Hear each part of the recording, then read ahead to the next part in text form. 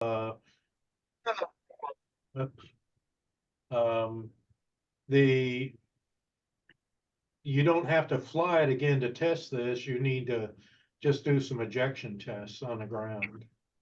So if you can get it to where when you do your ejection test and you get that parachute to come out right behind the nose cone, then I think we'll have the problem solved. Yeah, I see. Yeah, because I know we have photos from like our launch where it was kind of directly behind the nose cone, but it got caught, and then the shroud lines didn't have length. Essentially, like that's where that length mismatch came into play. Did you just put this in a bundle and put it in, or did you as far as the shroud lines were concerned, were they So wrapped around the chute, or there's some internal debate as to whether that's what happened. Let's put it that way. yeah, Some of us thought the chute was packed properly, and then some think that some individuals might have gone in and played with it. Essentially. So at least from what I saw before it went in, it was correctly packed, but some people think that it might have been tampered with and in between. So it is a possibility that we can't 100% rule out, but it's obviously something that we're adding in to kind of better QC almost before we button up. yeah. Have a better inspection on our end before recovery goes in. We don't see it again. Yeah, I would suggest that you do a good packing job, make sure the shroud lines are with the chute and not hanging down inside the tube by themselves somewhere. And then perform a good ejection test on the ground and make sure that thing comes out basically as a bundle of some sort or with a bag.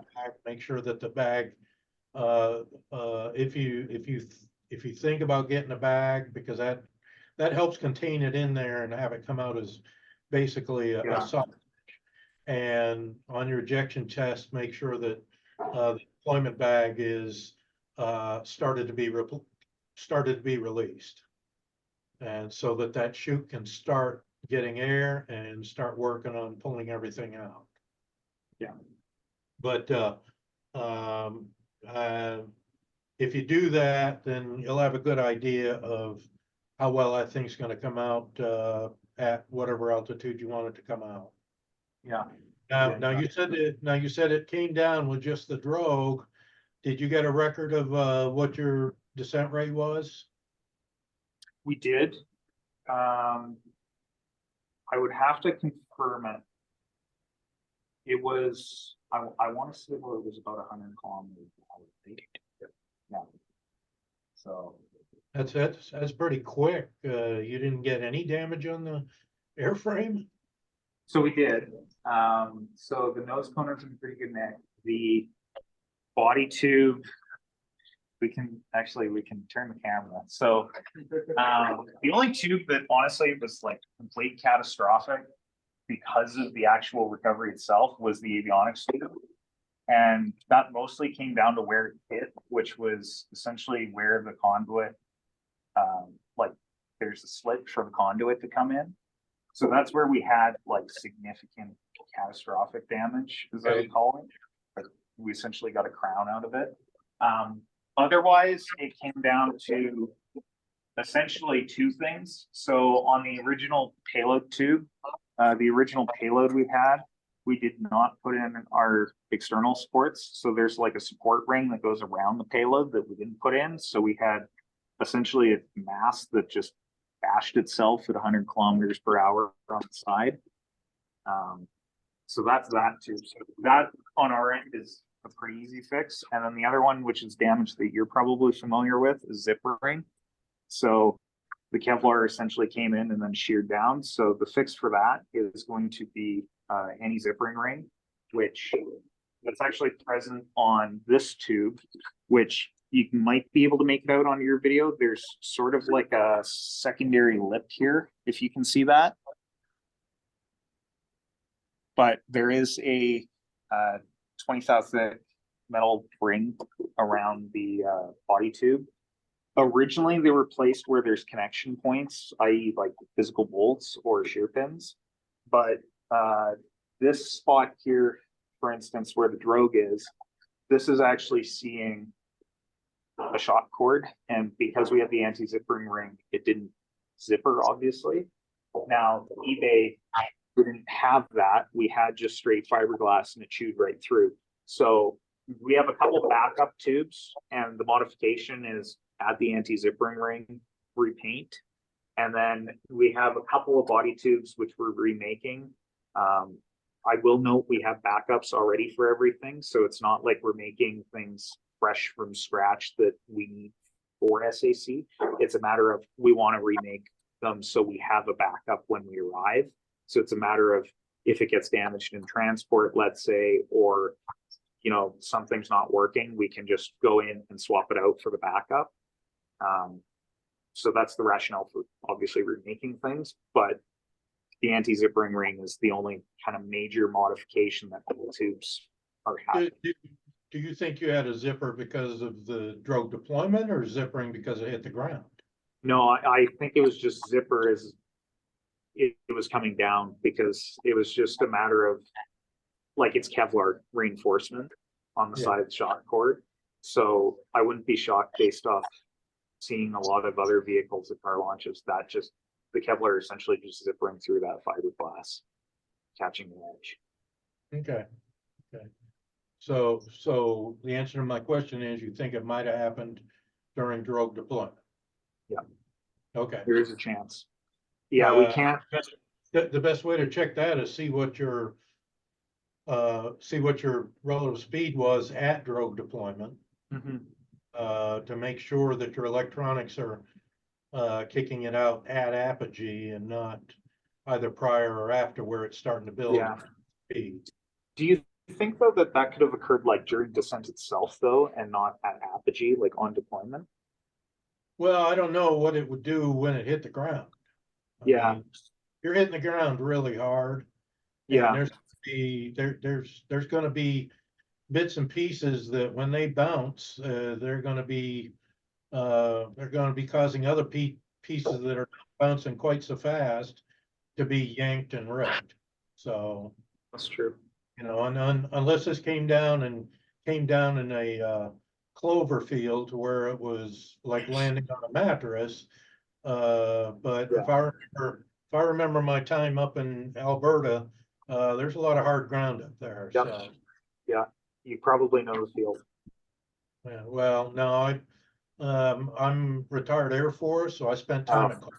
So and did some travel over to Edmonton and stuff. So yeah, beautiful country. Yeah. So anyway, so bottom line here is you need to recheck on your parachute, try to get the packing back under control a little bit. Do an ejection test or two to where you're confident that when that thing pops on the ground, that the chute body itself comes out, gets clear of the tube, to where it can get some air, and then we should be good to go on the main. Yeah. Essentially. Okay. Everything else pretty much is just basically cleaning this tube damage up, and which looks to be not a big issue.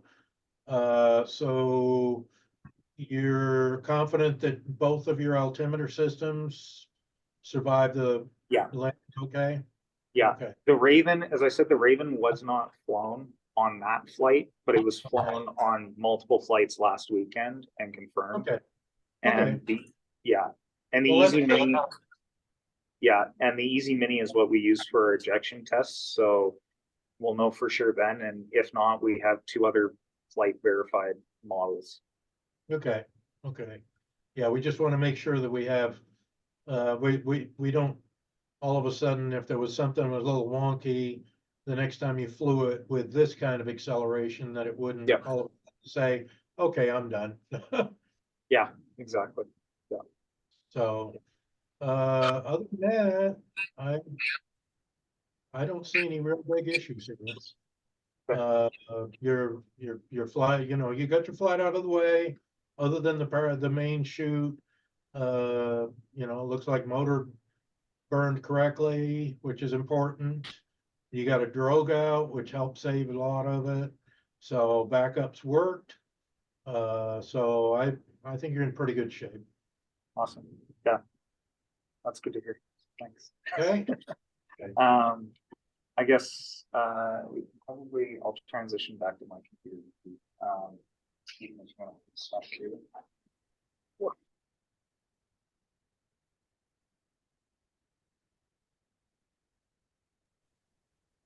Okay. Just quick. My computer's slow. Otherwise, any other questions though, Paul, on your end before I have a couple actually personally. Oh, no, no, I think I know what you're doing. I've seen what you're doing, so Mhm. I don't have any real questions. It's just a matter of getting everything put back together and take it out to New Mexico and see if we can't make it go up and come back. Yeah, exactly. So, okay, perfect. So yeah, we covered that drogue bulkhead. So I'm glad that that was covered. So we're good to fly that again on your end. Like, are you part of the safety review that happens for the vehicle before it goes out to pad, or who is in charge of that? I don't know I don't know who's doing the RSOs there. Okay. There may be a chance that Ken Overton, who's my colleague. Okay. We're both TAPS, triply TAPS, so we do a lot of work together with people trying to certify L3 and stuff. But Yeah. anyways, he is the safety guy for ESRA. I don't, I'm assuming he has other RSOs working for him to do the safety checks and stuff. So I'm not sure. I know there was a question. This is the first time I've done it, of course, but there's a question that some of some of the safety stuff, because it's black magic called hybrid, that they defer to me on some of this stuff, but I don't know whether I do 100% of the airframe or Okay. not. Yeah, because I guess the only question I would have is, even though you've approved that bulkhead, should we have a backup made in the event that at SAC somebody else is looking at it and goes, I don't want to fly that, even with the flight test? I mean, yeah, I mean, you could look at getting another one. I would fly with that one unless they tell you you can't fly, but yeah, if you want to get a bulkhead that's got a longer skirt on it, because that's basically all you need is just a skirt on it so that you, like I say, you've got a lot more wetted area. The important thing is if you take two sections that have a coupler on it and you sit there and put just a little bit of torque on that, will it still slide out? Yeah. Okay, because a lot of people don't realize that if you put just a little bit of torque on two sliding surfaces, they don't slide no more. Yeah. So, you know, if you want to get another bulkhead, put a skirt on it, you know, 3, 4 inches or something. And then keep it in your back pocket. And then when you go up there to do the check and they say, well, we're worried about that thing going sideways. Well, okay, just so happens we Okay. have this item here. And then there's nothing they can say about it at that point. Okay. That's Okay. okay. So that's one thing. Another thing, I think I've emailed about this before, but in terms of bottle ordering, has there been anything from Ezra about nitrous purchasing directly? Oh, well, yeah, you need to go to, I know, because I didn't know that either, talked with the guys, the secretary as well as the director. And I think it's is it air gas? I think it's air gas in Las Cruces. Okay. They're awaiting you guys, all you teams, or 7 hybrid teams, to order your bottles through them. Okay. And they will turn around and get them all put together, get them assembled, And then supposedly they're supposed to bring them out to the range as a unit. Yours will be tagged with how many you need and how many you ordered. And they'll keep break them out to each team. Okay, that makes So sense. yeah, you go through, I think it's air gas. I'll get the email that, when I talked to Andy back and forth a couple of times. Cause we were discussing other issues with the nitrous as far Yeah. as, making sure you get, tanks with dip tubes. So that you can have these tanks upright. We actually no, we don't actually require siphon tubes. Well, I understand that you've got your own shed Yeah. system and Yeah. I assume you're inverting them then? Correct. Yeah. Well, yeah, it's so much easier to walk into a store and get a non-dip tube tank, but if you want a dip tube tank, you basically gotta order. Yeah, exactly. So, And, I've been doing nitrous since 2000, so it's been a little while. Um, but I'll get the email, that me and Andy talked back and forth about the ordering situation. okay, And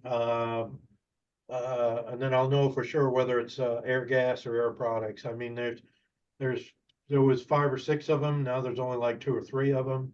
okay, And uh, uh, and then, like I say, you get with them, you order it.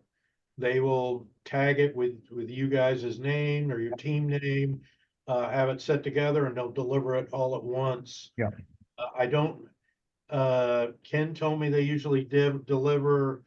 I don't know if it's the Sunday prior or the Saturday prior, or yeah. there's Okay. there's a particular time where they're gonna get it out there in time for when you guys get there so that you can be ready to mess with them once you get there. Yeah, because I know the Sunday, I think it is, there's the setup day for the Yeah. hybrids and the liquids, but we're Yeah, not. they may bring it on the Saturday before that Yeah, Saturday. because I wasn't anticipating, like, at least based off the D tag, it had said that we would be pressurizing those dates. Like, for example, our fill system, that is still the case, correct? Like I would mention that in our case, we would pressurize with nitrogen, not nitrous. Yeah, I don't think I don't know whether I would have to check, see if there's any requirements other than just make sure that, a valve is working or something. Yeah. I don't expect you to have to fill a tank or anything, before, flight day. No, and we don't. Like, at least on our end, like what I'm getting at is it would be nice if we can do a leak check, not necessarily of the vehicle, but of our ground systems. Yeah, yeah. Because our fill system, obviously, there's a lot of hardware that's getting rattled 3,000 kilometers on the way down from Canada, right? Yeah. I mean, I travel 1,000 miles with my GSE, and yeah, you gotta pull everything out and make sure that solenoids are still popping and all that other stuff, so. Yeah. So yeah, I'm well aware of what we have to do for full plumbing checks and valve checks, and everything else, so. And how does the actual pad situation look at site? Because we've attended SAC before, but not in the hybrid category. And Okay.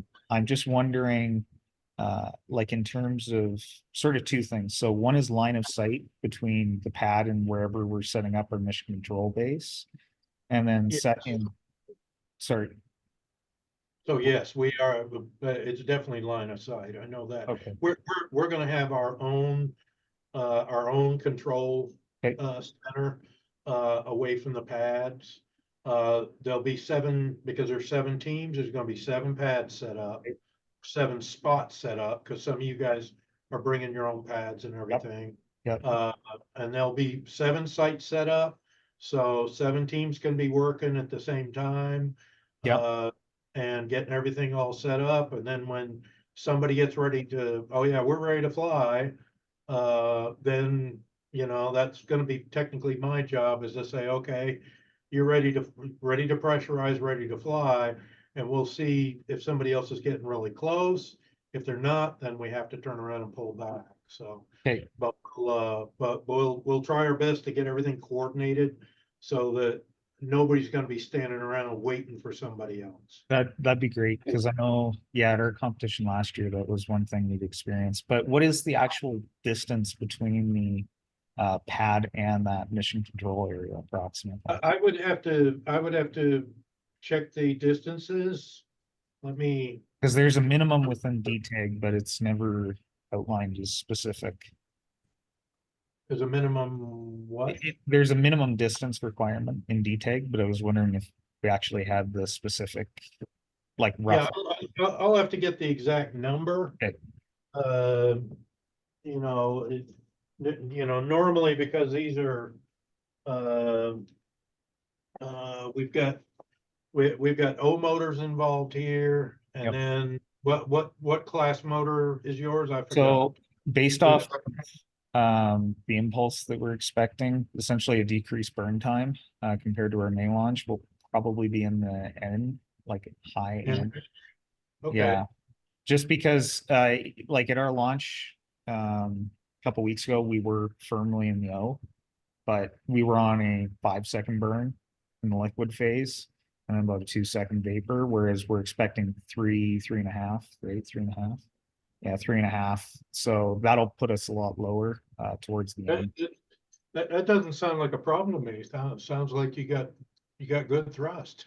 Oh yeah, we got 12, was it 1,200 pounds? 1,200 pounds at lift off. Yeah. Yeah, sounds like it's not a problem. It's a situation, but not a problem. Yeah, exactly. It's just Okay. what's the class of the day, right? Yeah, I had another team that they sat there and they says, well, yeah, we did our testing and we were going to go to 30,000. And they did a test flight and they got it to 21. Okay. And so they says, well, yeah, we're gonna have to play with our injectors and a few other things. And I says, well, okay, but and that's all what this is experimental stuff. But still, getting more than you was expecting, other outside of the wear and tear on the mechanics. Hey, that's a good thing. So Yeah, exactly. but anyways, yeah, I will get with um I will get with Ken as well, since he's the safety guy, and try to find out what the relative distances are. And Yeah, then I'll get it back straight to you. yeah. Line of sight's great though. That's good news, because we were a little worried that we'd have like a hill or something in the way. So having line of sight. No, it's supposedly behind there's a Cicerone testing building out there. Okay. And where the hybrid site this year is supposedly on the other side of that, from where all the parking lots and where all of the other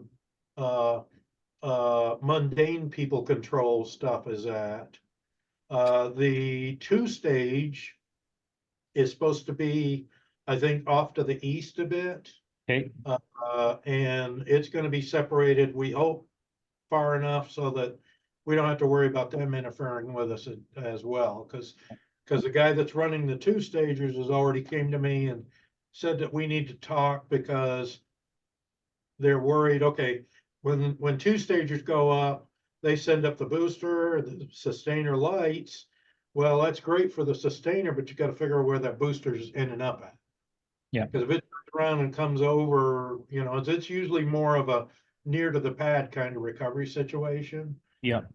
And so having where they say, well, okay, everybody has to leave the hybrid pads every time we fly a 2-stage, that's kind of pretty damn disruptive for our stuff. So we're supposed to discuss it a little bit more and figure it out. Probably we have a major regional launch next weekend, and Jim Jarvis is supposed to be there, so we'll probably discuss a little bit more detail about what we do. So, but anyways, yeah, our site, there's seven spots for pad setups. There's supposed to be a table so many feet away to where we can see all of our pads from there. Okay. And that's supposed to be where, when we leave the launch site, because somebody's launching or we have to evacuate that area, we're supposed to be able to just go to that site and hang. I don't, I'll have to reconfirm all that, but that's the impression I'm getting. Okay. So, I just had another quick question. Do we have to evacuate when other teams are leak checking at the pad? uh, I would have to, I wouldn't think so. It's technically my call, and, my experience is there's always only been one hybrid guy standing out there doing stuff. And so, yeah, if there's a pad next to me with an AP motor on it, I just do my leak checks and nobody cares. The only thing that you worry about is, full tanks. When you're filling and you got full tanks. Now, in the past, you always had a spotter close to the rocket to watch a tanking so that you could see the venting. Because we do full vents and it worked out great, okay? But the situation with you guys is a lot of you guys control your vents. Yep. And if your vents get out of control, then you get into problems. Yep. So I have got a concession that you guys can bring when you start. If you have to dump, you only have to dump down to a certain point before people can get to the rocket. Because once you get down to a certain point, that thing's not going to go anywhere. Yeah. It's not going to be a catastrophe destruction situation or anything. Yeah. The only thing that happens is when you get up to 2,000 PSI inside that tank that you have to worry about. Yeah, and we have also gone through multiple boards on our end. As you know, hybrids take some time, so occasionally. Oh, yeah. So last year, last year launch attempts, I think we had it was hovering around 18 minutes. That was less than I think that. it was less, Yeah, but it was 15. near 10. Oh, even better. Yeah, I So- would think it had to be less. You need to, if it's 18 minutes, then we need to figure out whether you got a Yeah. event problem or what the heck else is. So going then, on. well, yeah, so with nitrous, then it's about 10. So that's our dump time.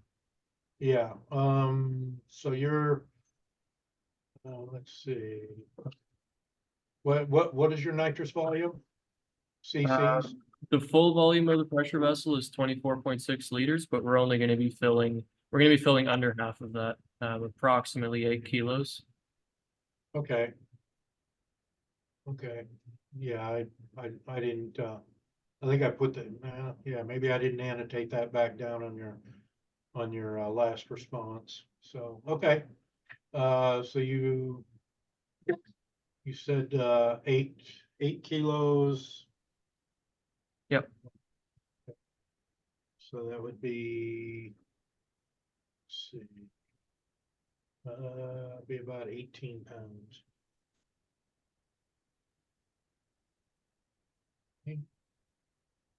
Yeah, if you, the only time you ever worry about when a tank is dumping is if it's dumping, then it stops dumping and it's not empty. That's obviously an ice problem or something like that, but still, it's something that you have to worry about, so. Yeah. So anyways, yeah, I don't see any reason to evacuate the pad just because you want to do a squirt. Awesome. That's Good to good. know. That's really good. That'll help with flight ops. Yep. Oh, yeah. And then the last kind of major question was, so we have, so our launch trailer, which obviously that's going out to pad because that's got the tower on it. And then our other trailer, which I mean, for all intents and purposes, it's a normal trailer, but we like to use it for our rocket assembly. So the question is essentially, could we put that trailer at the mission control pad, like mission control area, like where I the, would have to see what kind of real estate is available around Okay. there. Because I know we're sort of on a road, but I don't know what's next to that road. yeah, Would end up being in sagebrush or in dune sand or whatever we've got there. So that's something I'd have to look into. okay. That's good to know. Okay, well, I think is anything else anybody wants to ask? No? Okay. Anything else, Paul, you want to bring up before we wrap up? No, I don't see anything. I mean, it looks like you've done some good work and hopefully we can, we can see this parachute issue to the end. Yeah. And be ready to fly in what? 4 weeks? Yep. Yeah. Okay, Crazy. okay. Awesome. Okay, well, thanks so much, Paul. Yeah, that's no problem, guy. Okay, thanks, John. Thanks, Shane, everybody else. Okay, take care. Have a good night, everybody.